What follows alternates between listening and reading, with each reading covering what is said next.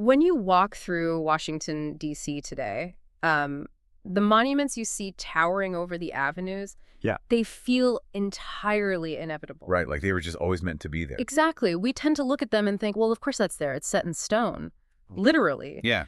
But the monuments that were successfully blocked, the ones that never made it off the drafting table, they often tell us much more about the actual fabric of American history. Oh, absolutely. The empty spaces. Right. So today we're taking you on a deep dive into a nearly forgotten, yet deeply, deeply significant chapter. It's about a monument that almost radically altered the landscape of the nation's capital. It's a fascinating look at a legislative battle that almost nobody talks about today. No, they really don't. And we're focusing not on what was built, but what wasn't. And to do this, we're pulling from a really compelling stack of archival materials. We're looking at a comprehensive Wikipedia article detailing the proposed, quote-unquote, Mammy Memorial. And this synthesizes historical newspaper archives, things like the Chicago Tribune and the New York World. Right, alongside official congressional records. Exactly. So we have a really solid documentary foundation for this deep dive. We do. And because this text dives into intensely charged racial and political themes from the 1920s, we want to be clear up front about our approach today. Yeah, that's important. We're here purely as your guides through this historical archive. We are looking impartially at how this event unfolded in the historical record, without taking sides, endorsing any viewpoints, or injecting modern judgment. Right. Our goal is simply to unpack the mechanics of how this massive public relations and legislative battle was fought exactly as it was documented a century ago. Okay, let's unpack this. Because to understand how this almost became a permanent bronze fixture in the Capitol, we actually have to rewind more than a decade before the major legislative push. Yeah, the timeline on this is longer than you'd think. It really is. The chronological journey doesn't begin in the Roaring '20s. The initial spark first surfaced in print back in May of 1910. 1910, wow. Yeah. There was an article published in the Chicago Tribune by a writer named Hollis Field.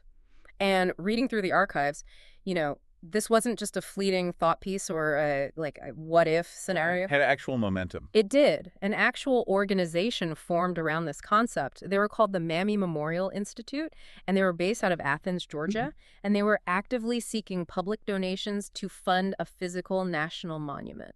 Right, and we need to clearly define the specific purpose of the monument they were trying to fund here.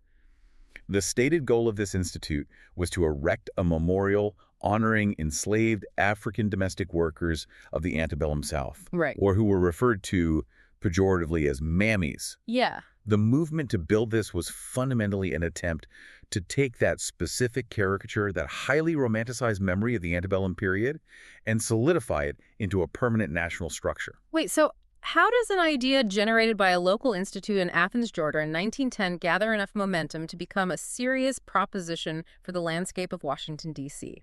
It's a massive leap. Because by 1923, this wasn't just a localized Southern effort anymore. It wasn't at all. It had reached the highest levels of the United States government. The political push became highly organized and incredibly serious. By 1923, Mississippi Senator John Sharp Williams introduced a formal bill in Congress for the monument's construction. And this legislation had serious institutional weight behind it. It was backed by the United Daughters of the Confederacy. The UDC. Exactly. That is a massive detail. I mean, they weren't just a small historical society. They were an absolute powerhouse at the time when it came to shaping public memory and lobbying for monuments, weren't they? Absolutely. Having their backing was a prerequisite for moving something like this from a regional idea to a national priority. Right. But the archival record reveals something even more striking about the political reception of this bill. When Congressman Charles Manley Stedman of North Carolina made a passionate speech on the floor of the U.S. House of Representatives in favor of constructing this monument, the congressional records actually note that his speech was cheered. Wow. And not just by a faction of his own party. It was cheered by representatives from both the Republican and Democratic parties. That is a remarkable image to visualize. You have this sweeping bipartisan applause echoing in the House of Representatives for a monument dedicated to a pejorative caricature of enslaved women. It really is. And the bipartisan cheering reveals something crucial for you to understand about 1923 Washington. The romanticization of the Confederacy in the antebellum South wasn't just a localized Southern project anymore. At that specific moment, it had been wholly embraced by the national political establishment. It had gone mainstream. Exactly. It was a mainstream political proposition moving through the legislative process with massive tailwinds. With that kind of overwhelming bipartisan support, it probably seemed like a done deal to a lot of people. Oh, absolutely. And here's where it gets really interesting. Because they were already treating it like one. This wasn't just abstract legislation floating around a committee room somewhere. No, it was tangible. The physical reality of the proposed memorial was already taking shape in art studios. The United Daughters of the Confederacy were actively soliciting and receiving design proposals from sculptors and architects to win this really high-profile commission. And when you look at the artists involved, it shows how seriously the art world was taking this commission. Right. The texts highlight two specific sculptors who were deeply involved in the design phase. First, there was a Canadian-American sculptor named Ulrich Stonewall Jackson Dunbar. Mm-hmm. And he wasn't just sketching ideas on a napkin. The records indicate that by June of 1923, Dunbar had already created a physical maquette of his proposal. Which means he was incredibly far along in the process. He already had a physical, small-scale, three-dimensional model of this monument sitting right there in his studio, just waiting for the green light to be scaled up and cast in bronze. Exactly. It brings the reality of the monument very close to the finish line. Yeah. But Dunbar was competing against another highly notable name, George Julian Zolnay. And his background provides a fascinating juxtaposition for this specific project. Oh, yeah. Zolnay was an immigrant. He was Romanian and Hungarian American. I have to pause you there. How does an Eastern European immigrant who presumably has zero familial connection to the antebellum South end up as the premier sculptor for a Confederate-backed monument? It's one of those brilliant, ironic details you only find in the historical archives. Despite his Eastern European roots, Zolnay had earned a very specific, highly lucrative title. What was it? He was known as the Sculptor of the Confederacy. You're kidding. No, and he earned that moniker purely through market demand. He had successfully undertaken numerous commissions of Confederate subjects on behalf of wealthy Southern clients. Wow. So he had a proven track record of delivering exactly what this specific demographic wanted. Okay, so the gears are fully in motion. You have the public donations, the powerful lobbying from the UDC, the bipartisan cheers in the House of Representatives, and established highly regarded sculptors with physical models already built. It's all lined up. If you stopped reading the history right there in the summer of 1923, the construction of this monument feels entirely inevitable. Absolutely. But of course, as we established at the beginning of our deep dive, if you go to Washington, D.C. today, it isn't there. Right. So we have to look at what happened next, which was an immediate, intense, and incredibly fierce pushback. Yes. As soon as the momentum behind this proposed monument became public knowledge, it hit an absolute wall of condemnation. Or brick wall. The coalition that formed to oppose it was diverse, highly vocal, and incredibly strategic. The texts note that it was immediately condemned by African Americans nationwide, but they were joined by other organized groups. Right. For instance, the Women's Relief Corps, the Grand Army of the Republic, stood in firm opposition. And for context for you listening, the Grand Army of the Republic was the primary organization for Union Civil War veterans, making the Women's Relief Corps their official auxiliary. So you even have the descendants and families of Union veterans stepping into the fray to block this, and they didn't just quietly disagree in private meetings. No, they did not. The way this opposition utilized the media is a masterclass in 1920s grassroots organizing. It really is. They took the fight directly to the pages of the biggest papers of the day. Major media outlets joined the opposition, notably the New York World newspaper, which publicly condemned the project. But one of the most prominent individual voices in this media pushback was Mary Church Terrell. Right. She wrote an editorial condemning the monument that was published in the Washington Evening Star. And the crucial detail about Terrell's editorial wasn't just that she wrote it, but its reach. The archives highlight that this piece was widely circulated. It went everywhere. Yeah, it wasn't contained to a single local audience. It became a broader rallying cry that clearly articulated the deep offense of the monument. But the pushback wasn't limited to just text and intellectual editorials. If you look at the archives of the Chicago Defender from that week, they deployed a highly powerful, provocative visual campaign as well. Oh, yes, the cartoon. Yeah. They published a political cartoon that depicted a white Southerner proudly presenting the architectural plans for the Mammy Monument. Right. But he isn't presenting them to a politician or a crowd of supporters. He is presenting the plans to the hanging body of a lynching victim.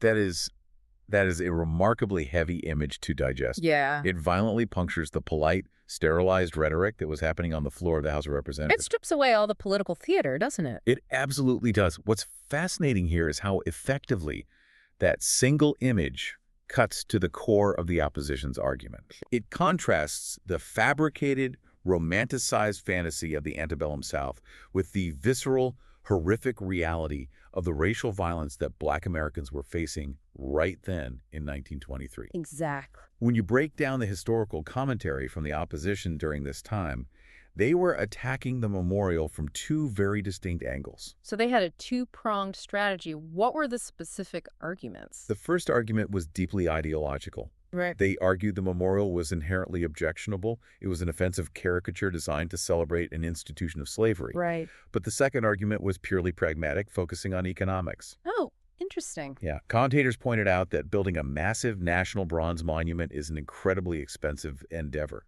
They argued it was a massive waste of public and private funds. And more importantly, they argued that those funds could and should be better utilized to actively improve the lives of living Black people, rather than pouring money into stone to honor a fabricated memory. It's such a sharp, undeniable critique.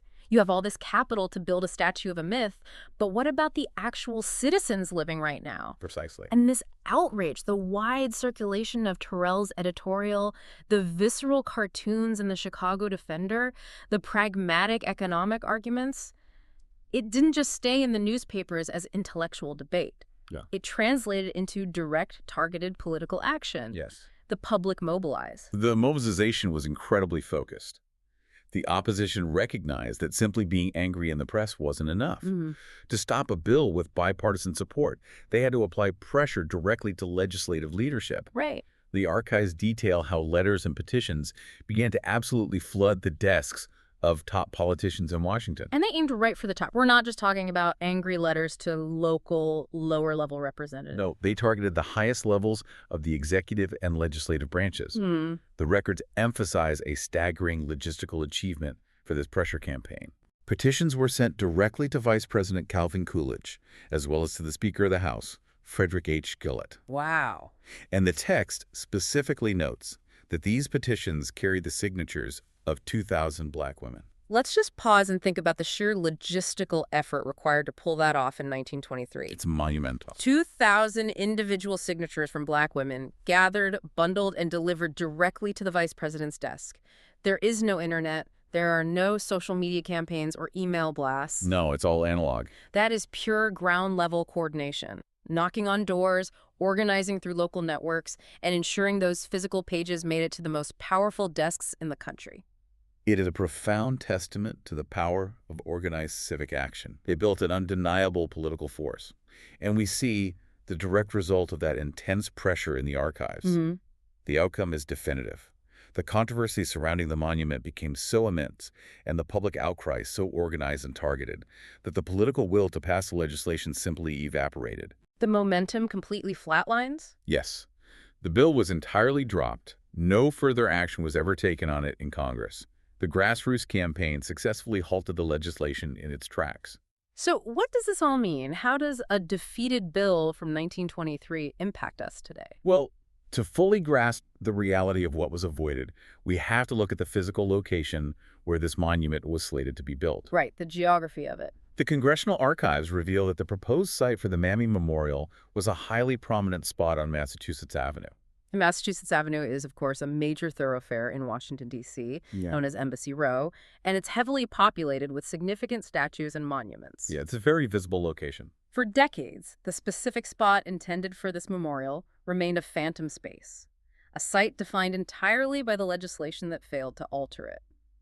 But the historical record provides a fascinating postscript to this whole saga. Oh. In 2002, the site on Massachusetts Avenue was ultimately filled. But obviously not by anything resembling the 1923 proposal. Correct. The site was filled by a completely different monument altogether. It's now a statue of Tomáš Garrigue Masaryk, the first president of Czechoslovakia. Wow. What a shift. It really is. And if we connect this to the bigger picture, why should you, listening to this right now, care about a statue that was never built? why spend time unpacking a ghost monument? Right. It is because this history perfectly illustrates how public memory is negotiated in real time. It shows us that the physical landscape of a nation's capital is not an inevitability handed down from above. It is the result of continuous active struggle. It proves that history isn't just a top-down mandate. Exactly. This event demonstrates with crystal clarity how organized grassroots information campaigns utilizing targeted petitions, widely circulated editorials, and provocative political cartoons can successfully halt the physical altering of public space. It's incredibly empowering. The citizens of 1923 proved that even when a bill has bipartisan cheers in Congress and wealthy backers commissioning scale models from famous sculptors, it can be starved by the coordinated voices of those who refuse to let a false narrative be cast in bronze. It really makes you look at every empty park and every completed statue in a totally different light. Let's do a quick recap of the incredible archival journey we just took.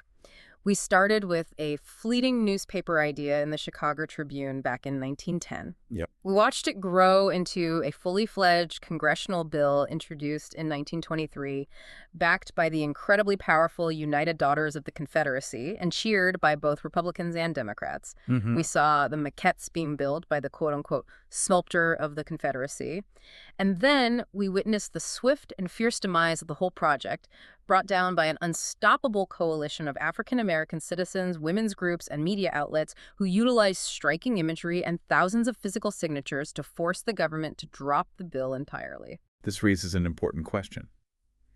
If a prominent spot on Massachusetts Avenue can transition from being the proposed site of a 1923 Confederate-backed monument to ultimately becoming the home of a 2002 statue of a Czechoslovakian president, what does the evolving invisible history of empty public spaces tell us about the ever-changing values of a society over a century? The spaces where nothing was built can sometimes speak just as loudly as the monuments that stand there today. That is such a fascinating thought to leave on. Thank you so much for joining us on this deep dive into the historical archives today. We hope this exploration has given you a new perspective on the intricate, often invisible legislative and public relations battles that shape the cities we walk through. Keep questioning the history around you, look closely at the monuments that surround you, and maybe even look a little closer at the empty spaces too. See you next time.